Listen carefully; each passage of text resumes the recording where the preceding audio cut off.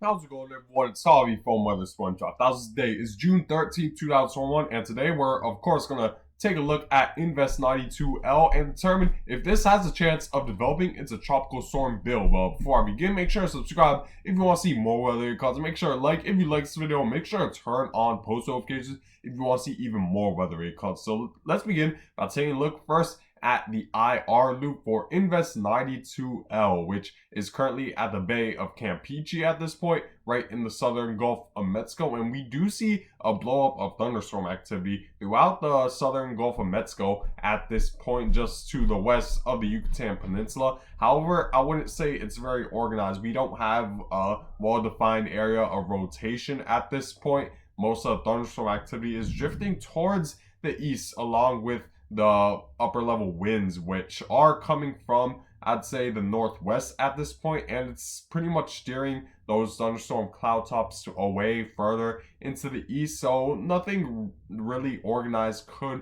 come out of this thanks to the stronger than usual wind shear in this region, and it's gonna really divert a lot of that energy away from the center of circulation, which should be maybe right around this point. There is a little bit of rotation with the winds, where we do see the north side receiving easterly winds in the lower levels, while the southern side is receiving more of like a westward wind at this point. And there is a slight rotation as a result of that. However, it's very elongated, and the upper level winds, the strong upper level winds, are inhibiting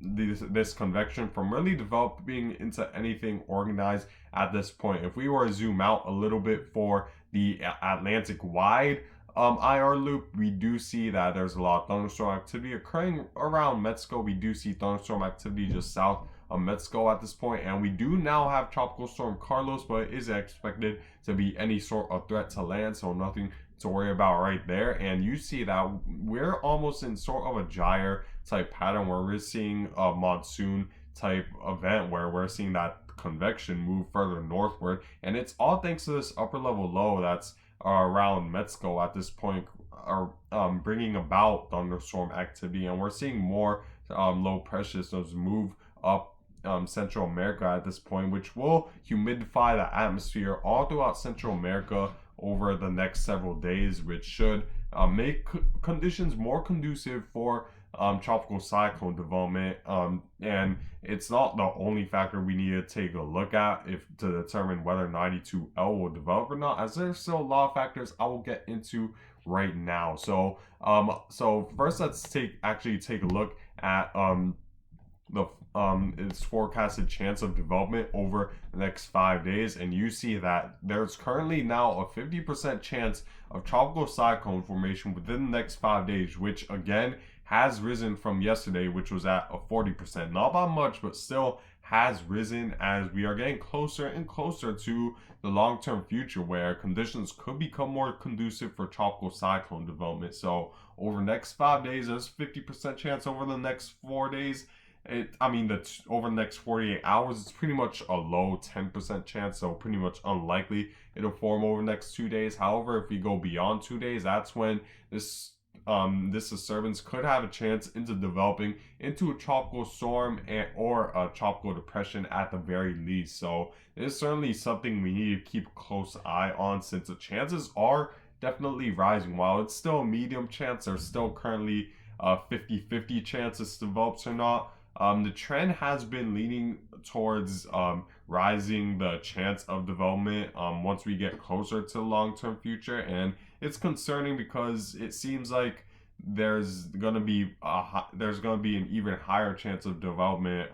Let's say tomorrow, where the computer models in the National Hurricane Center gains more confidence that we're gonna see tropical cyclone formation once we head closer into next week. So we need to keep a close eye on this at this point, all throughout the Gulf Coast, pretty much. And you might be asking, what's the reason for the rise in chance for tropical cyclone development? So we first need to take a look at the sea surface temperatures, and of course the sea surface temperatures, like I said before, they're more than sufficient enough to support tropical cyclone development, where we do see the Bay of Campeche in the in the upper 20s when it comes to sea surface temperature degrees in Celsius, in the Celsius category, which is right around the mid 80s at this point. So that's going to be more than sufficient enough to support tropical cyclone development, as there's going to be enough lift in the atmosphere as a result of higher than average sea surface temperatures. If we take a look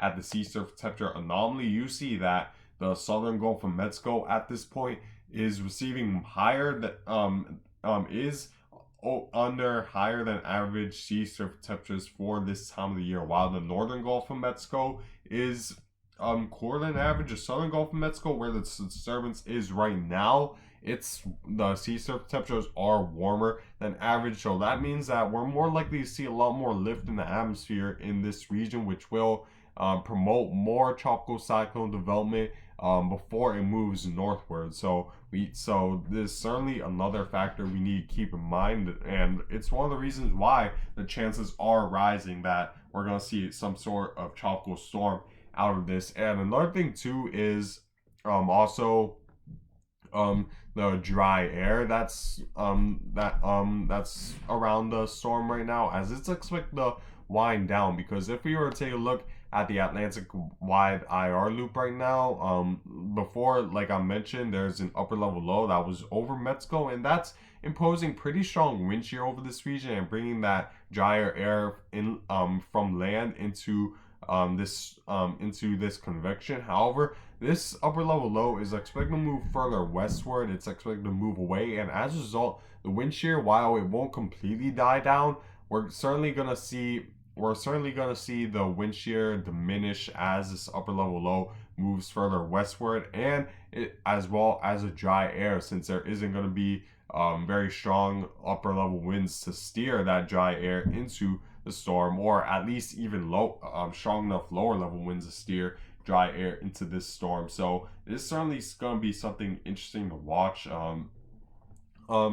How much dry air is going to be located, but I do expect the dry air to diminish over the next coming days. So if we were to take a look at the relative humidity in the mid levels of the atmosphere, you see the atmosphere currently is very moist, but we do see some dry air just to the north of it, as we're seeing strong northeasterly winds over the United States at this point, and that's going to push the storm further southward. And if we were to move forward, you see that we're going to be in a very moist atmosphere, because we're going to see an influx of troughs move up Central America and into eventually the southern Gulf of Mexico. So moisture won't really be much of a problem, and you see that later it eventually develops into, I'd say, a tropical storm at this point, making landfall between Texas and Louisiana. But keep in mind, is 7 days out. There's still a lot of uncertainty, but the trends by the computer model seems to be leaning towards bringing some sort of tropical storm, or at least a low pressure system, into the Gulf Coast, more specifically Texas and Louisiana. But I wouldn't rule out that we could see the track shift further eastward, depending on what trough moves through the United States in 7 days. So and if we were to take a look at the wind shear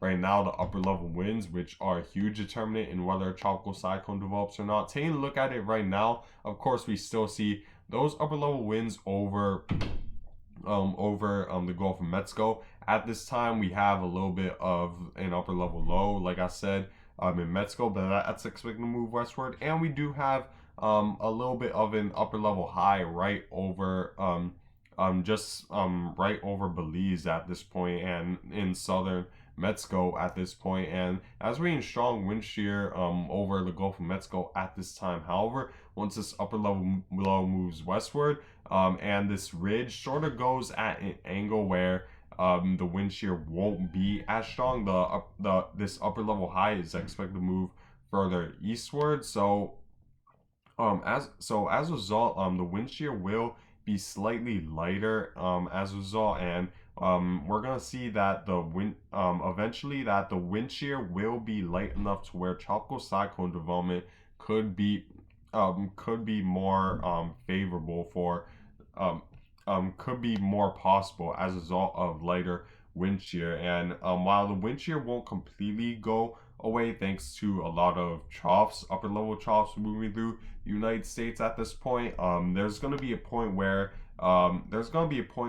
some sort of upper level trough will be over Texas, and it's going to bring more of a northerly wind. And while it will bring some wind shear as a result of it, the wind shear won't be as strong because the upper level winds will be facing more from a northward direction, which will coincide with the lower level winds of a ridge that's located in the middle Atlantic that this ridge is imposing. So the lower level winds and the upper level winds will coincide with by having both northerly winds, and that should promote more tropical cyclone development into next week. And this is late into next week because over the next several days this is expected to linger over Mexico. Taking a look at the radar, you're gonna see that it's expected to pretty much linger just in the southern Gulf of Mexico for most of its time because like I said, there's gonna be a pretty strong easterly wind that's going to be imposed by the storm by a ridge located in this region and a low over here. And as a result, we're going to see this storm pretty much linger. The steering currents are going to be very weak. So it's going to linger over the same area. However, once the winds shift more from a southerly direction, we're going to see that that storm eventually move up northward. I'd say right around middle of next week, right around Wednesday and into Thursday and into Friday, where we will eventually see that storm move further up northward, which would eventually impact the Gulf Coast states. There's still uncertainty where exactly this will go. We need to keep a close eye on it, but I'll make sure to update you guys once we gain more confidence of the details once we get closer into next week. But in terms of my forecast of where exactly this will go, I'm expecting this storm to move in sort of this direction right towards Texas and Louisiana. But keep in mind, take it with a big grain of salt. A lot of things could easily change within the next 5 to 7 days. We could maybe see a track further eastward, or maybe a track even further westward where it impacts Texas and Mexico more. And at this point, we still don't even know if this will develop into a tropical storm. I did say increasingly likely, but that does not mean likely yet. I want to make that clear, because 50% chance isn't considered a likely scenario at this point. It just however, I just said increasingly likely because the chances have been increasing over the past several days, and there is that possibility we could see those chances increase once we head closer into this week. But yeah, guys, make sure to just keep this in mind over the next several days. The Gulf Coast needs to at least be aware of this. Don't make preparations just yet. We're still far from that point, but at least be aware that we could maybe see some tropical cyclone move up into the Gulf Coast later this week. And the rainfall should be an issue whether this develops or not. If we were to take a look at the total accumulated precipitation over the next 5 days, we do see that there's going to be just a lot of rain over Mexico, over the Yucatan Peninsula, and that's expecting to move nowhere but northward at this point. So you guys need to pay close attention to this all along the Gulf Coast.